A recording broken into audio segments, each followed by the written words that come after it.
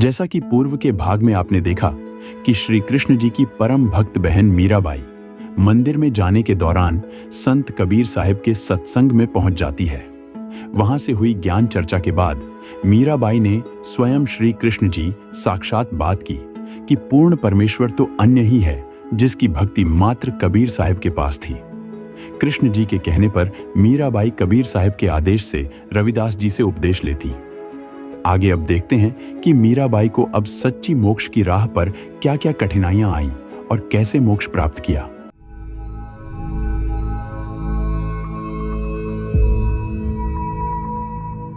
मीराबाई अब दिन रात अपने गुरु रविदास जी द्वारा बताई गई भक्ति करने लगी। कबीर साहिब और रविदास जी उस नगर में कई दिन रहे और सत्संग करते थे। कबीर साहिब ने शाम अंधेरे में सत्संग करने का समय सही ठहराया, क्योंकि दिन में भक्त लोग काम काज और धंधे बाड़ी के कारण आ नहीं पाते थे। शाम को सब खाना खाकर सत्संग सुनने आ जाते थे। मीराबाई भी अब शाम को सत्संग में आने लगी। काफी अंधेरा हो जाता था। उधर नगर का राणा, जो कि मीराबाई का देवर विक्रम सिंह था, मीराबाई के सत्संग मंदिरों में जाने से काफी नाराज था और अब तो मीराबाई रात में भी सत्संग में जाने लगी थी। विक्रम सिंह बहुत कठोर और निर्दयी था। उसने मीराबाई को काफी परेशान किया और कई बार मारने की भी कोशिश की, लेकिन मीराबाई भक्ति में डूबी रहती थी और दिन के बजाय अब हर रोज रात में सत्संग में जाने लगी। बात सुन, ये दिन में मंदिरों और सत्संगों में जाना के कम पड़ है, जो तू अब रातें भी वहीं बिताव है। आज के बाद मने तू घर से बाहर दिखनी ना चाहिए। कान खोल के सुन ले। राणा समाज में अपनी बेइज्जती मानने लगा। वह मीराबाई को हर संभव रोकने के प्रयास करने लगा। एक दिन की बात है, राणा विक्रम सिंह ने अपने बेटे के जन्मदिन के रूप में मीराबाई को मारने की सोची। उसने सारी योजना एक सपेरे को बताई। तन कल एक काम करनी है। एक हार के नकली डिब्बे में जहरीलो सांप लेकर आनो है। ठीक है राणा जी, कर दूंगा यो काम। कल हमारे छोरे का जन्मदिन है, अच्छे से तैयार हो जाना। मैं एक हार मंगवायो हूं थार लिए, वो पहन लेना, वरना लोग केवेला कि मैं तन कुछ देऊं ही कोनी। ऐसे ही कपड़ों में मत बैठना। असल में वह मीराबाई को हर की जगह विषैला सर्प दे रहा था। सपेरा अपने पास से सबसे जहरीला सांप एक हार के डब्बे में डाल लाया। उधर राणा ने लोगों के बीच अपनी इज्जत बढ़ाने के लिए नौकरानी से कहा, ले यो घणो कीमती हार है, मीरा न दे आ, वह पहन लेगी। कदे वह पहनती ही कोनी कुछ, लोग मने के केवेंगे, आज तो पहन लेगी यो। नौकरानी हार लेकर आई, जिसमें असल में सांप डाला हुआ था। मीराबाई को कुछ भी आभूषण वगैरह पहनने का मन नहीं था। ले बहन, राणा जी घना गुस्सा हो गए हैं, यो हार पहन ले, उन्होंने थार लिए दियो है। ठीक है बहन, यहाँ रखते। लेकिन सोचा कि राणा बाद में दुखी करेगा, इसलिए कुछ देर पहन लूंगी। कुछ देर बाद मीराबाई ने वह डिब्बा खोला तो उसमें से एक बहुत सुंदर हार निकला, जैसा कि आसपास कोई बना ही नहीं सकता था। नौकरानी भी वहीं खड़ी थी। मीराबाई वह पहनकर बैठ गई। कुछ देर बाद राणा आया। उसने सोचा कि सांप ने काट लिया होगा और मर गई होगी। उसने देखा कि मीराबाई एक बहुत कीमती और सुंदर हार पहन बैठी है। अरे दुष्ट को लटाए, यूं हार कठसू लेकर आई है। मने तो पहले ही ध्यान थो कि तू आजकल राता ना भी सत्संगा में क्यों जावे है, यूं ही काम करने जावे है। क्या आप भी मने ना तो जीण देवो हो और ना ही मरण, यूं हार खुद ही भेजिया हो और अब कह रहा हो कि मैं लाई हूँ। हाँ राणा जी, यूं तो वो ही है जो आपने भेजा था। मैं भी यही खड़ी देख रही हूँ। राणा के पैरों तले की जमीन खिसक गई। राणा बेइज्जती मानकर वहां से आ गया, क्योंकि उसका काम नहीं बन पाया। क्यों रे, मैं तेरे से हार मंगवायो तो कि सांप मंगवायो तो? उस डब्बे में कोई सांप नहीं तो। राणा जी, मैं तो सांप ही लायो थो, उसमें तो सबसे ज्यादा जहरीलो सांप ही थो।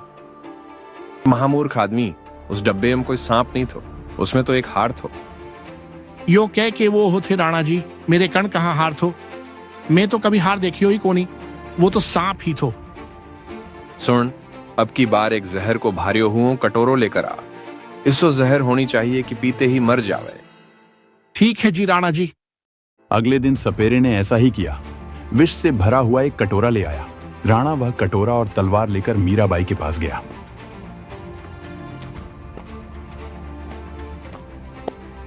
ले, यो जहर पी, तुम्हारी आंखों के सामने पी, नहीं तो आज तेरी गर्दन काटूंगा। आज मरना है तने। मीराबाई काफी डर गई, लेकिन भगवान के नाम पर उस दिन मौत को भी गले लगाना उचित समझा। जहर ही पी ले, गर्दन से मरूंगी तो दर्द होगा, आराम से मर जाऊंगी। मीराबाई ने जहर का कटोरा लेकर भगवान को याद किया और पी गई। जहर पीते ही मीराबाई का हृदय ठंडा और शांत हो गया। पूर्ण परमेश्वर की रजा से जहर ने अमृत का काम किया। राणा देखता रह गया। उसे विश्वास नहीं हो रहा था कि मीराबाई ने जहर पी लिया। काफी देर तक खड़ा खड़ा मरने का इंतजार करता रहा, लेकिन मीराबाई को और भी शीतलता और आराम महसूस हो रहा था। राणा वहां से चला आया। राणा ने मीराबाई की मां को बुलाया कि उसे समझाए कि वह सत्संग में न जाए। मीराबाई की मां ने आकर उसे खूब समझाया, लेकिन मीराबाई अपनी भक्ति और पद से बिल्कुल भी विचलित नहीं हुई। रोज रोज के कहर से परेशान मीराबाई ने महल त्यागने की सोच ली। एक दिन सत्संग के लिए निकली मीराबाई नगर को छोड़कर चली गई।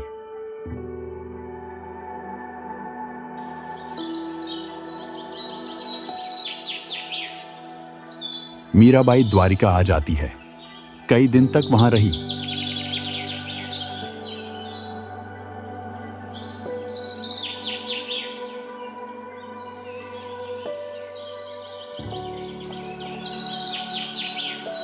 एक दिन मीराबाई को कबीर साहब एक साधु के वेश में मिले। प्रणाम हो महात्मा जी, मुझे भी ज्ञान दीक्षा दीजिए। बेटी, आप जो साधना कर रही हो वह पूर्ण नहीं है। आपके गुरु रविदास जी ने आपको पूर्ण भक्ति नहीं दी। लेकिन महात्मा जी, सदगुरु को त्यागने से पाप लगता है। मेरे गुरु रविदास जी पूर्ण हैं, मैं उन्हें नहीं त्याग सकती। बेटी, मैंने यह नहीं कहा कि आपके गुरु पूर्ण नहीं है। मैंने यह कहा है कि उनके द्वारा दी गई भक्ति पूर्ण नहीं है। पूर्ण मोक्ष की भक्ति साधना 3 चरणों में पूर्ण होती है। अभी आपको मात्र प्रथम चरण यानी मंत्र प्राप्त है। इससे आगे भी भक्ति साधना करनी होती है। वो आगे के मंत्र में आपको दूंगा। मेरे से दीक्षा प्राप्त कीजिए। मीराबाई एक बार फिर दौराहे पर खड़ी थी, क्योंकि संत जी का ज्ञान जब ससुराल में सत्संग में जाती थी तो वहां रविदास जी के साथ आए संत कबीर जी के जैसा ही जान पड़ रहा था, इसलिए मना भी नहीं कर पा रही थी। तब कबीर साहब उसी रूप में आ गए जिस रूप में मीराबाई रविदास जी से प्रथम मंत्र प्राप्त करने के दौरान सत्संग सुना करती थी। तब मीराबाई को ज्ञान समझ आया और पूर्ण परमेश्वर कबीर साहब को अपना अंतिम गुरु बनाया और प्रथम मंत्र और सतनाम मंत्र प्राप्त किया। असल में इस प्रकार मीराबाई मोक्ष की हकदार हुई। हालांकि मीराबाई का पूर्ण मोक्ष होना अभी बाकी है, लेकिन उन्हें सत्य भक्ति और मंत्र कबीर साहब से प्राप्त हुए। ये 2D एनिमेशन संत रामपाल जी महाराज के सत्संग प्रवचनों का अंश मात्र है।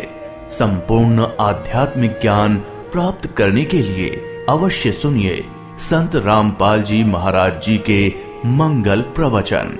आप संत रामपाल जी महाराज जी के मंगल प्रवचन संत रामपाल जी महाराज एप्लीकेशन पर भी सुन सकते हैं तथा उनके द्वारा लिखी पुस्तकें भी डाउनलोड कर सकते हैं।